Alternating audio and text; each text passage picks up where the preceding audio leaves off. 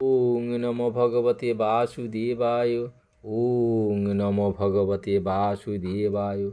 আজকের আলোচ্য বিষয় শ্রীমদ্ ভাগবতের নবম স্কন্দের ৪র্থ নম্বর শ্লোকে ১৮ থেকে ২০ এই শ্লোকে বলা হয়েছে, স বৈ মন কৃষ্ণ পদারবিন্দয়োর বচাংসি বৈকুণ্ঠ গুণানুবর্ণনে করৌ হরের মন্দির মার্জনাদিষু শ্রুতিং চকরাচ্যুত শত কথোদয়ে মুকুন্দলিঙ্গালয় দর্শনে দৃশৌ তদ্ভৃত্য গাত্র স্পর্শহঙ্গ সঙ্গমম ঘ্রাণং চ তৎপাদ সরজ সৌরভে শ্রীমত্তুলস্যা রসনং তদর্পিতে পাদৌ হরে ক্ষেত্রপদানুসর্পণে শিরো ঋষিকেশ পদাভিবন্দনে কামং চ দাস্যে নোতু কাম কাম্যয়া যত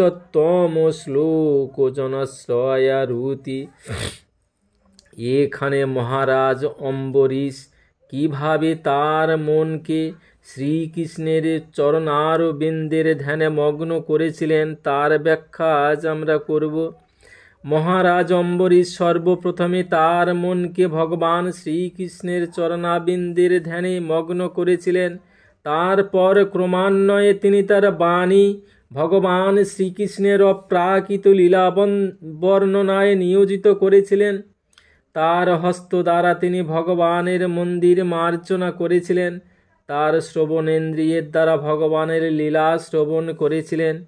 তাঁর চক্ষু দ্বারা ভগবানের অপ্রাকৃত রূপ দর্শন করেছিলেন এবং তার গাত্রের দ্বারা তিনি ভগবত ভক্তকে আলিঙ্গন করেছিলেন। তাঁর ঘ্রাণেন্দ্রিয়ের দ্বারা তিনি ভগবানের শ্রীচরণে অর্পিত পদ্ম ফুলের ঘ্রাণ গ্রহণ করেছিলেন।